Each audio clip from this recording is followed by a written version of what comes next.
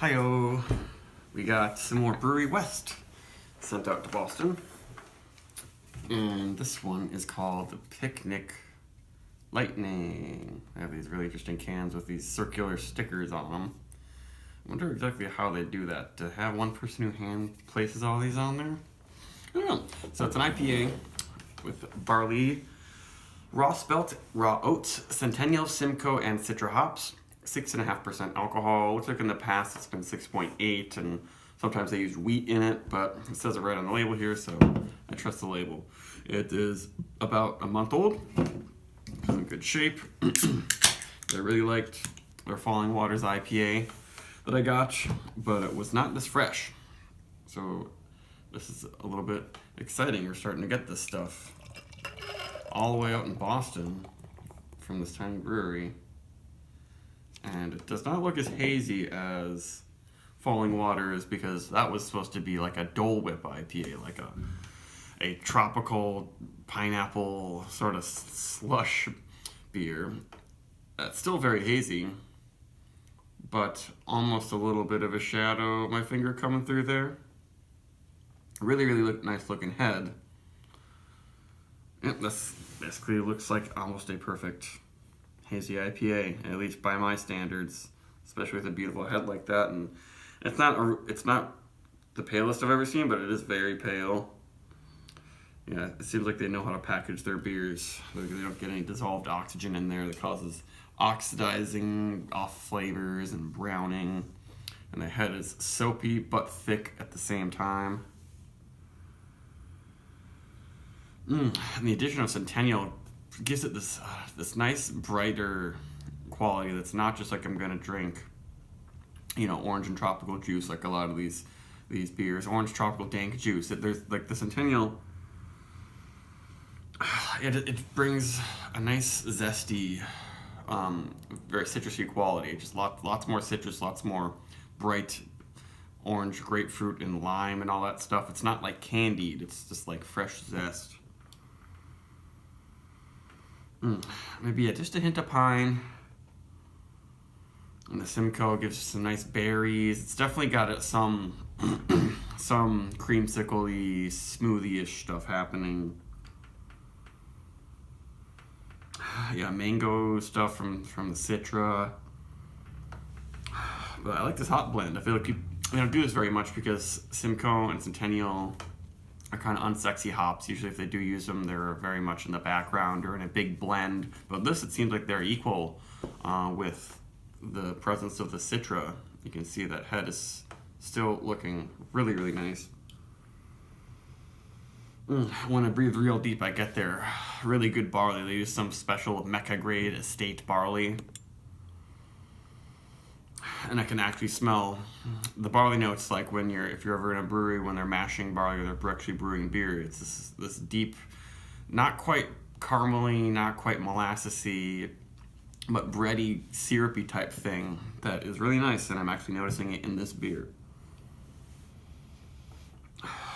Yeah, in some ways it reminds me of Hill Farmstead, that always has like a really nice, fresh, bright hop thing going on with some actual barley qualities.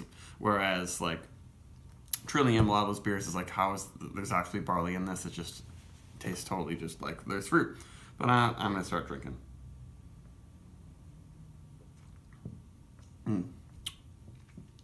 Yeah, has a lot of similar flavors as Falling Waters,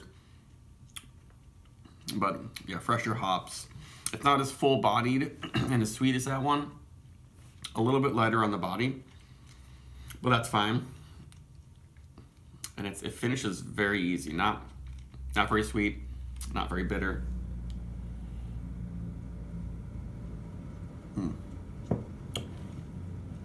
There's still some body. It's not watery or thin like a lot of people like to complain about their hazy IPAs or their pastry stouts. It has just enough body. That's all that it needs, and it has a pretty citrus-forward flavor. Ends with sweet oranges, clementines, and stuff. It's a nice finish. It's just some tropical stuff on the edges. There's definitely some pineapple and mango in there, but it's not a straight up juice bomb, and it's very mild on the dankness. It's more the dank quality you get from a very slight woodsy pine from the Centennial. There's some grassiness now I'm noticing. It's the grassiness that I noticed from Simcoe too, which I like. It's not like overwhelming fresh cut lawnmower grass. It's more just like a light chlorophyll or something, I don't know.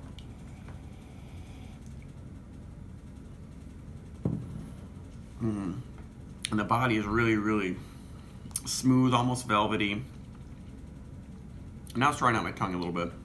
Has kind of a tanginess going on, as if there was a little bit of orange and grapefruit juice dropped in here, which is nice because it needs a little bitterness. If it didn't have some, it might end up being a little sweet, and it's definitely not one-dimensional. It's got a lot of stuff going on, but in a very quaffable beer.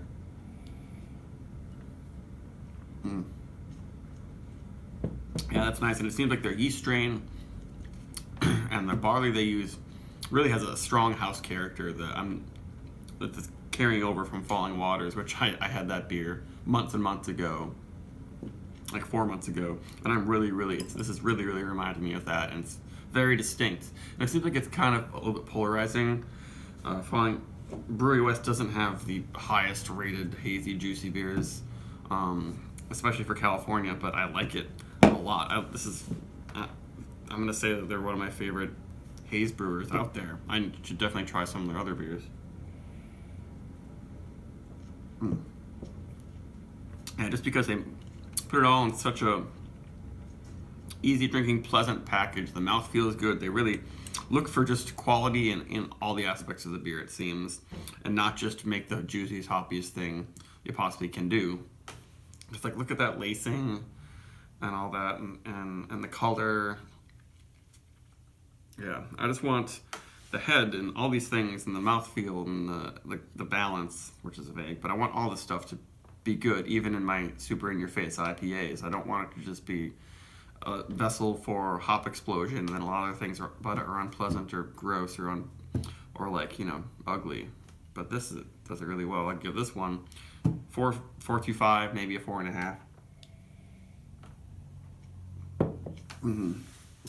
Yeah, really good beer, especially if you want to actually taste barley in your IPAs.